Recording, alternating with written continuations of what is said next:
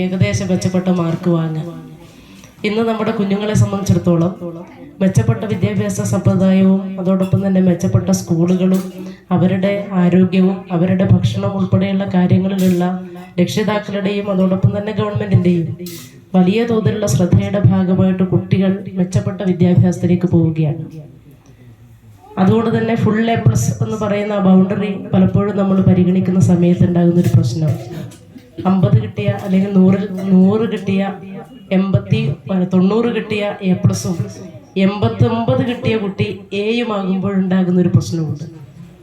അതൊരു മാനസികമായിട്ടുള്ള പ്രശ്നമാണ്. എൻ്റെ ഒരു മാർക്ക്, അതിൻ്റെ മൂല്യം, അത് എത്രത്തോളം ഉണ്ട് എന്ന് ചിന്തിപ്പിക്കുന്ന ഒരു പോസിറ്റീവായിട്ടുള്ള എനർജിയും തലമുറയായി കഴിഞ്ഞാലും എല്ലാ സാഹചര്യങ്ങളും ചുറ്റുപാടുകളും ഉള്ള ഒരു കാലത്താണ് ഇന്ന് ജീവിക്കുന്നത്. കേരളത്തെ സംബന്ധിച്ചിടത്തോളം തൊഴിലില്ലായ്മ ഉണ്ട് എന്ന് നമുക്ക് പറയാൻ വേണ്ടി കഴിയില്ല. മറ്റേതെങ്കിലും തരത്തിലുള്ള പ്രശ്നങ്ങൾ, ദാരിദ്ര്യമുള്ള ആളുകൾ നമ്മുടെ നാട്ടിലുണ്ട് എന്ന് പറയാൻ വേണ്ടി കഴിയില്ല. അതൊരു പക്ഷേ ഈ കേരളത്തിൻ്റെ മലയാളികളുടെ മാത്രം പ്രത്യേകതയാണ്. ആ പ്രത്യേകതക്കുള്ളിൽ ചില ചട്ടക്കൂടുകൾ, ചില രീതികൾ, ചില സംസ്കാരങ്ങൾ ഒക്കെ വളർന്നു വരുന്നതിനനുസരിച്ച് തറവാടുകളും കുടുംബങ്ങളും ഒക്കെ ഉണ്ടാവുകയാണ്. സ്വാഭാവികമായിട്ടും നമ്മുടെ ഈ തറവാട് എന്ന് പറയുന്നത് ഞാൻ മനസ്സിലാക്കിയെടുത്തോളം വലിയ ഒരുപാട് അംഗസംഖ്യയുള്ള ഒരു തറവാടാണ്. അത് വിഭജിച്ച് അംഗങ്ങളുടെ എണ്ണക്കൂടുതൽ കൊണ്ട് മാത്രം വിഭജിക്കപ്പെട്ട ഒരു തറവാട് കൂടിയാണെന്നാണ് ഞാൻ അറിയുന്നത് ഈ തറവാടിൻ്റെ. അതുകൊണ്ട് തന്നെ കുറേ തറവാടുകൾ പുല്ലൂരുണ്ട്. 13 തറവാടുകൾ പുലിക്കോട് തറവാടുകാരായിട്ട് തന്നെ ഉണ്ട് എന്നാണ് ഞാൻ മനസ്സിലാക്കുന്നത്. അപ്പം അത്രത്തോളം ആളുകൾ, അത്രത്തോളം ശക്തമായിട്ടുള്ളൊരു സംവിധാനം, ഒരു ജാതീയ സംവിധാനം എന്ന് ഞാൻ പറയില്ല, കാരണം ഞാനത് പ്രോത്സാഹിപ്പിക്കുന്നതാണല്ല. പക്ഷെ ഒരു കുടുംബം എന്ന നിലക്ക് നമുക്ക് ഒരുപാട് ആളുകൾ നമ്മെ ശ്രദ്ധിക്കാനും നമ്മളെ അറിയാനും നമുക്ക് ഒരാകുലതകൾ ഉണ്ടാകുന്ന സമയത്ത് കൂടെ നിൽക്കാനും ഉണ്ട് എന്നതാണ് ഒരു തറവാട്, ഒരു കുടുംബം എന്ന നിലക്ക് ഉണ്ടാകുന്ന നമ്മുടെ ഏറ്റവും വലിയ ശക്തി. ആ ശക്തി ഉണ്ടാകുമ്പോൾ തന്നെ നേരത്തെ അധ്യക്ഷ പ്രസംഗത്തിൽ കുറേ പ്രയാസങ്ങൾ, ബുദ്ധിമുട്ടുകൾ, ഈ സംവിധാനത്തെ കൊണ്ടുപോകുന്നതിനുള്ള പ്രായോഗികമായിട്ടുള്ള തടസ്സങ്ങളെ കുറിച്ചൊക്കെ അധ്യക്ഷൻ സൂചിപ്പിച്ചു. നിരന്തരമായിട്ടുള്ള പോക്കുവരവുകൾ, വരാനും പോകാനും ഉള്ള ഇടമാക്കി കാണാൻ വേണ്ടി കഴിഞ്ഞാൽ മാത്രമേ ഇത്തരത്തിലുള്ള പാരമ്പര്യമായിട്ടുള്ള സംവിധാനങ്ങളെ, തറവാടുകളെ, ആചാരങ്ങളെ സംരക്ഷിച്ചു പോകാൻ വേണ്ടി കഴിയുള്ളൂ. ആചാരങ്ങൾ മോശമാണെന്നുള്ള അഭിപ്രായമൊന്നുമില്ല. ആചാരങ്ങൾ ഉണ്ടാകണം. ആചാരങ്ങളൊരു സംസ്കാരത്തിൻ്റെ ഭാഗമാണ്. ആഘോഷങ്ങളൊരു സംസ്കാരത്തിൻ്റെ ഭാഗമാണ്, ഒരു കൂട്ടായ്മയുടെ ഭാഗമാണ്. അവ നിലനിർത്തി പോകണമെങ്കിൽ തീർച്ചയായിട്ടും ഒരു കൂട്ടം ആളുകൾ അതിൻ്റെ ഭാഗമായിട്ടുണ്ടാകും. അങ്ങനെ ഒരു കൂട്ടം ആളുകൾ ഉണ്ടാകുമ്പോഴും അതിനോടൊപ്പം വേണ്ടത് ചുറ്റുപാടത്തുള്ള എല്ലാ ആളുകളെയും സ്വീകരിക്കാൻ കഴിയുന്ന സമാനമായിട്ടുള്ള ഒരു ചിന്തയും മനസ്സും നമ്മളെ സംബന്ധിച്ചിടത്തോളം വളർത്തിക്കൊണ്ടുവരേണ്ടതായിട്ടുണ്ട്. പേരിൽ അപ്പുറത്തേക്കാകുമ്പോൾ തന്നെ സ്വാഭാവികമായിട്ടും കുടുംബങ്ങൾ വേറെ താമസിക്കാൻ വേണ്ടി തുടങ്ങും. ആ വീട്ടിലല്ലെങ്കിൽ വീട് വെക്കാൻ പറ്റില്ലെങ്കിൽ വാടകയ്ക്കായി കഴിഞ്ഞാൽ പോലും അങ്ങനെ സ്വയം മാറുന്നൊരു സ്ഥിതിയിലേക്ക് പോവുകയാണ്. കുടുംബം എന്നതിൻ്റെ കൺസെപ്റ്റ് 5-ൽ നിന്ന് 4 അല്ലെങ്കിൽ 1-ൽ കൂടുതൽ കുടുംബം എന്നതിനപ്പുറത്തേക്ക് അമ്മ, അച്ഛൻ, മക്കൾ എന്നതിലേക്ക് ചുരുങ്ങിയാണ്. ആ ചുരുങ്ങിയിട്ടുള്ള ആളുകളെയൊക്കെയാണ് നമ്മൾ എന്ത് ചെയ്യുന്നത്, ഒന്നിച്ച് നിർത്താൻ വേണ്ടി ശ്രമിക്കുന്നത്. അതൊരു വലിയ കാര്യമാണ്. കൂടുമ്പോൾ ഇമ്പമുള്ളതാണ് കുടുംബം എന്നാണ് പൊതുവെ പറയുക അല്ലേ? അപ്പോൾ ഒറ്റക്കൊറ്റക്ക് നിൽക്കുന്നതിനേക്കാൾ ഒന്നിച്ച് നിൽക്കുന്നതിൻ്റെ ബലം എന്ന് പറയുന്നത് വളരെ പ്രധാനപ്പെട്ടതാണ്. ഞാൻ നേരത്തെ സൂചിപ്പിച്ചതുപോലെ തറവാടുകൾ എന്ന് പറയുന്നത് ഒരു പക്ഷേ ഭാവിയിൽ എന്താകും എന്നതിനെക്കുറിച്ച് നമുക്ക് പ്രവചിക്കാനൊന്നും കഴിയില്ല. ഇന്നുള്ള രീതിയല്ല.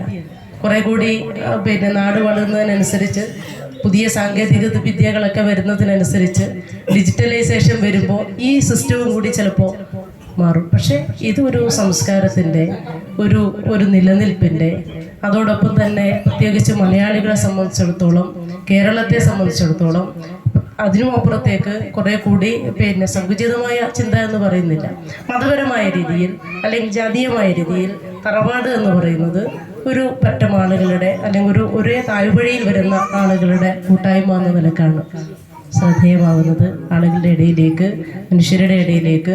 അങ്ങനെയൊക്കെയാണെങ്കിലും നമ്മൾ മനുഷ്യരാണ് എന്ന ഏറ്റവും വലിയ ബോധ്യത്തിൻ്റെ അടിസ്ഥാനത്തിലാകണം നമ്മുടെ തൊട്ടടുത്തുള്ള ആളുകളെ അവരെക്കുറിച്ച് അവരുടെ രീതികളെക്കുറിച്ച് മനസ്സിലാക്കിക്കൊണ്ട് പരസ്പരം ഇടം നൽകുക എന്നുള്ള വലിയൊരു വേദി കൂടിയാണ്. നമുക്കൊരിടമുണ്ട്. എൻ്റെ ഇടത്തിലേക്ക് മറ്റാരും വരികയോ മറ്റാരെയും കൂട്ടുചേർക്കുകയോ ചെയ്യലല്ല. നമ്മളെ സംബന്ധിച്ചിടത്തോളം നമ്മുടെ രീതി അതല്ല. പക്ഷെ നമുക്കൊരിടമുള്ളതുപോലെ തന്നെ മറ്റുള്ളവരുടെ ഇടങ്ങളും സുരക്ഷിതവും സുന്ദരവുമാകണമെന്ന് ഏറ്റവും പോസിറ്റീവായി ആലോചിക്കാൻ വേണ്ടി കഴിയുന്നവരായിട്ട് നമുക്ക് മാറാൻ വേണ്ടി കഴിയും. അതിൻ്റെ ഭാഗമായിട്ടാണ്, അങ്ങനെ ആയതുകൊണ്ടാണ് തറവാടുകളിലേക്കൊക്കെ ധാരാളം ആളുകൾ വരികയും ആരാധന എന്ന് പറയുന്നത് എല്ലാ ആളുകളുടെയും ഭാഗമാവുകയും ചെയ്യുന്നത്. നമ്മൾ ആ രീതിയിൽ ചിന്തിക്കുന്നത് കൊണ്ടാണ്. തീർച്ചയായിട്ടും ഈ ഒരു പരിപാടിയിൽ ഒരുപാട് നേരത്തെ പ്രസംഗം വേണമെന്ന് ഞാൻ ആഗ്രഹിക്കുന്നില്ല. എനിക്ക് വളരെ സന്തോഷം തോന്നുന്നത്, ഞാൻ നേരത്തെ സൂചിപ്പിച്ചതുപോലെ നമ്മൾ ഈ തറവാടുമായി ബന്ധപ്പെട്ട ആളുകളെയൊക്കെ അടുത്ത് കാണാൻ പറ്റിയ ഒരു സന്ദർഭം എന്ന നിലക്ക് മാത്രമാണ് ഞാൻ ഈ പരിപാടിയെ കാണുന്നത്. അതോടൊപ്പം തന്നെ എന്നെ ഈ പരിപാടിയിലേക്ക് ക്ഷണിച്ചിട്ടുള്ള മുഴുവൻ ആളുകളെയും സ്നേഹത്തോടു കൂടി അഭിവാദ്യം ചെയ്യുകയാണ്. ഇപ്പം അനുമോദിക്കപ്പെടുന്ന മുതിർന്ന ആളുകളെക്കുറിച്ച് അവർ പാരമ്പര്യമായി ഒരുപാട് അനുഭവ സമ്പത്തുള്ള, ഒരുപാട് ജ്ഞാനമുള്ള ആളുകളാണ്. നമുക്കൊരിക്കലും തമസ്കരിക്കാൻ പറ്റാത്ത, തിരസ്കരിക്കാൻ പറ്റാത്ത അറിവുള്ള ആളുകളാണ് മുതിർന്ന ആളുകൾ. പക്ഷെ നമ്മൾ ആദരിക്കപ്പെടുന്ന കുട്ടികൾ ഒരിക്കലും ഇത് എൻ്റെ പരമമായിട്ടുള്ള, എൻ്റെ ഏറ്റവും വലിയ നേട്ടമാണ് എന്ന് ചിന്തിക്കുന്നതിനപ്പുറത്തേക്ക് ഇതിനുമപ്പുറം ഇനിയും എന്തൊക്കെയോ നേടാറുണ്ട് എന്ന ബോധ്യത്തിലേക്കാണ് ഓരോ അനുമോദനങ്ങളും എത്തേണ്ടത്. നമ്മുടെ കുഞ്ഞുങ്ങൾ പലപ്പോഴും പല സ്കൂളുകളിലൊക്കെ പോകുന്ന സമയത്ത് അനുമോദനം കിട്ടി അല്ലെങ്കിൽ ഫുൾ മാർക്ക് കിട്ടിക്കഴിയുമ്പോൾ അവിടെ കൊണ്ട് അവർ സ്റ്റോപ്പ് ചെയ്യാണ്, ഞാൻ ഫുള്ളായി കഴിഞ്ഞു. അതല്ല, നമുക്കതിനും അപ്പുറത്തേക്ക്, കാരണം അനന്തവിജ്ഞാനം അവർണ്ണനീയം, ഈ ലോകഗോളം തിരിയുന്ന മാർഗം അതിങ്കരങ്ങാണ് ഒരിടത്ത് നിൽക്കുന്ന മർദ്യം കഥയെന്നറിഞ്ഞു എന്ന് പറയുന്നത് പോലെ നമുക്ക് ഇനിയും ഒരുപാടുണ്ട് എന്ന് ബോധ്യപ്പെടാനുള്ള അവസരം കൂടിയായിട്ട് വേണം അനുമോദനങ്ങൾ ഏറ്റുവാങ്ങേണ്ടത്. നമുക്ക് ഫുൾ മാർക്ക് ഇന്ന് കിട്ടും, നാളെ ഫുൾ മാർക്ക് അല്ലെങ്കിൽ പുതിയ തലമുറയിലേക്ക് അല്ലെങ്കിൽ ചിന്തയിലേക്ക് പോകുന്നതിന് വേണ്ടിയിട്ടുള്ള ശ്രമങ്ങളാണ് ഉണ്ടാകേണ്ടത്.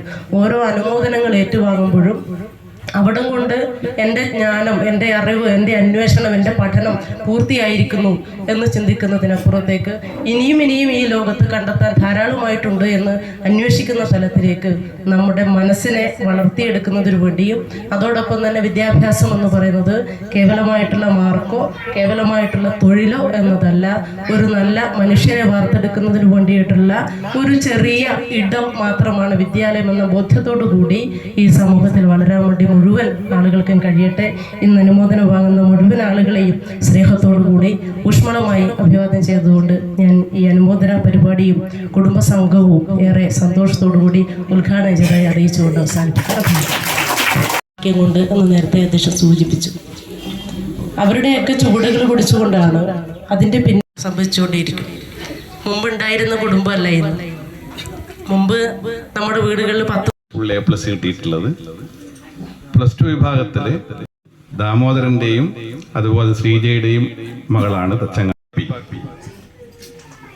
രാവണേശ്വരാണ്. ശങ്കരൻ, ശോഭന, ശില്പ ആലക്കോട്, നമ്മുടെ അടുത്ത ആലക്കോടുകാരിയാണ്, ജോലി ചെയ്യുന്നു.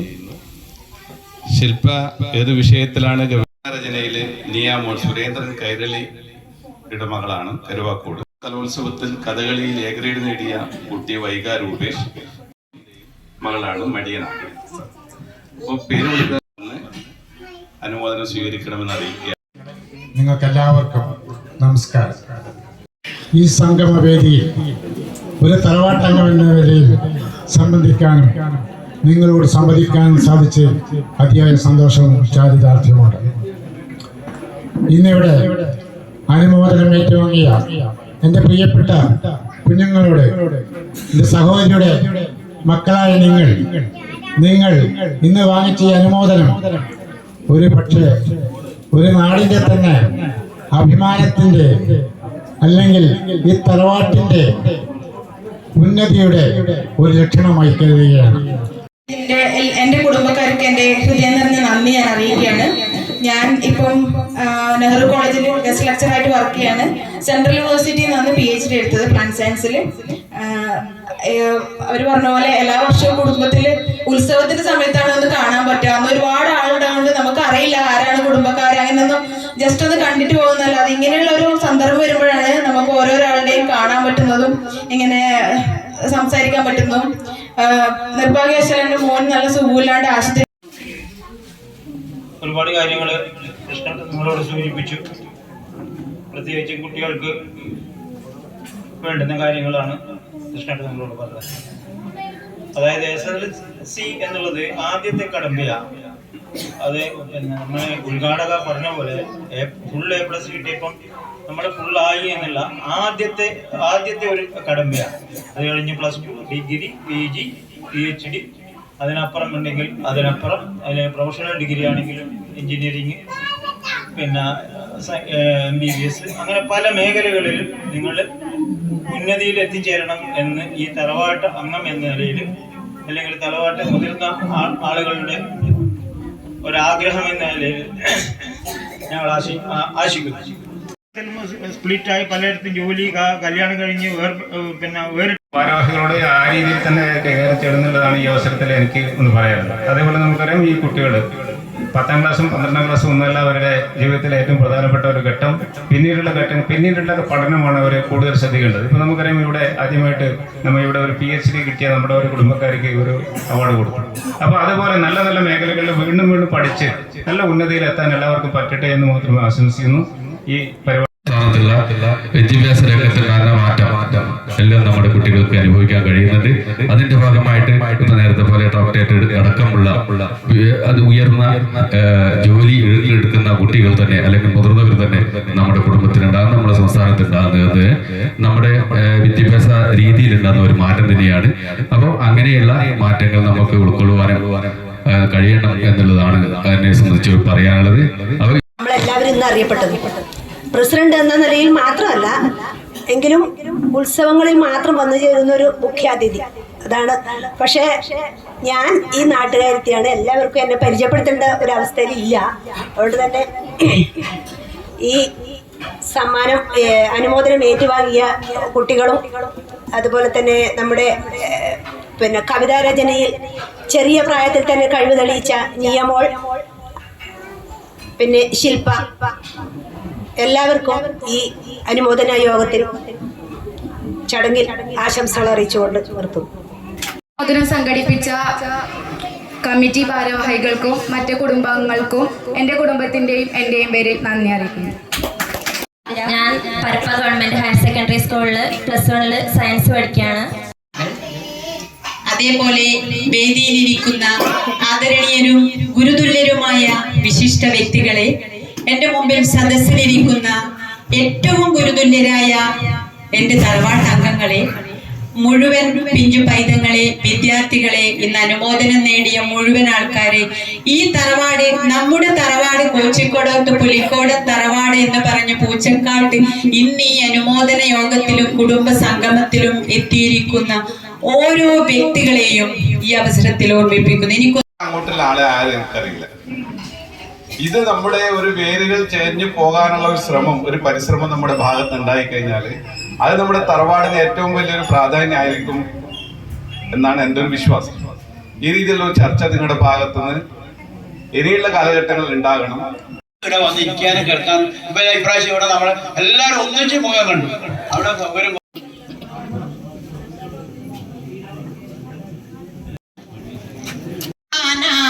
തന്താനേ താനാത്തിന് തന്താനം താനാ, ആദിയില്ലല്ലോ അനന്തമില്ലല്ലോ വല്ലക്കാലം പോലായുഗത്തിൽ, ആദിയില്ലല്ലോ അനന്തമില്ലല്ലോ വല്ലക്കാലം പോലായുഗത്തിൽ, ഇരുളുമില്ലല്ലോ വെളിവുമില്ലല്ലോ വല്ലക്കാലം പോലായുഗത്തിൽ, ഇരുളുമില്ലല്ലോ വെളിവുമില്ലല്ലോ വല്ലക്കാലം പോലായുഗത്തിൽ, രയ്യരയും രയ്യരയും രയ്യേരും തകരയരയും തന്താനേ താനേ തന്ന തന്താനം താനാ, തന്താനേ താനാ തിന തന്താനം താനാ. പകരക്ക്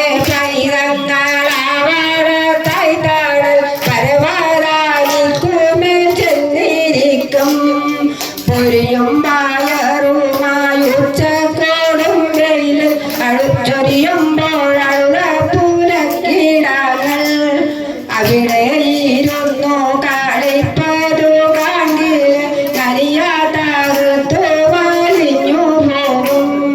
കരയും ചിരിക്കുമിടക്കിടെ തമ്മില കരിമാടിക്കു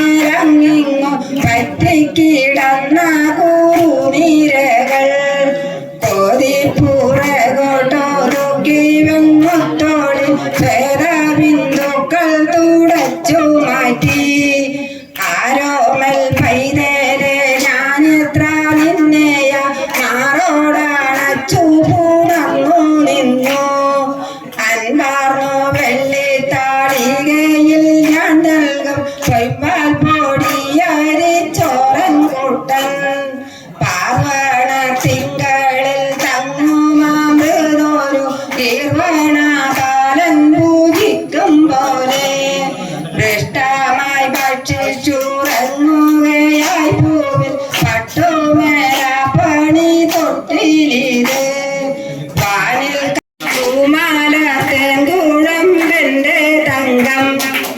ഇപ്പോൾ ഭരിക്കുന്ന ഈ ഭരണസമിതിയുടെ ഈ 1.5 വർഷത്തെ പ്രവർത്തനം ആരും ഒന്ന് വിലയിരുത്തിയില്ല എന്ന് എനിക്ക് തോന്നുന്നു. എൻ്റെ പേഴ്സണലായ കാര്യമാണ് ഞാൻ പറഞ്ഞത്. അപ്പോൾ അവരെ അനുമോദിക്കുകയല്ല, അവരെ ഞാൻ അഭിനന്ദിക്കുകയാണ് ചെയ്യുന്നത്. ഇന്നലെ വരെയും രാത്രി വരെ ഇത് പൂർത്തീകരിക്കുന്നതിന് വേണ്ടി പ്രസിഡന്റ് ആയാലും സെക്രട്ടറി ആയാലും ട്രഷറർ ആയാലും ആത്മാർത്ഥമായി അതിൽ നിന്ന നിങ്ങൾക്ക് ഞാൻ എൻ്റെ ഹൃദയത്തിന്റെ ഭാഷയിൽ ഞാൻ ആദ്യം അതിനുവേണ്ടി നന്ദി പറയുന്നു. ഈ യോഗം ഉദ്ഘാടനം ചെയ്യാൻ വേണ്ടി ഇവിടെ എത്തിയ നമ്മുടെ കുടുംബാംഗം, പഞ്ചായത്ത് പ്രസിഡന്റ് എന്ന് പറയുന്നതിലുപരി നമ്മുടെ കുടുംബാംഗം, നമ്മുടെ സഹോദരി കഴിഞ്ഞ പ്രാവശ്യം വിളിച്ചിരുന്നു, തിരക്കാണെന്ന് പറഞ്ഞു. ഇപ്രാവശ്യം വന്നു. വളരെ ചാരിതാർത്ഥ്യമുണ്ട്. അതിന് നിങ്ങൾക്ക് എൻ്റെ പേരിലും കമ്മിറ്റിയുടെ പേരിലും തറവാടിന്റെ പേരിലും നന്ദി അറിയിക്കുന്നു.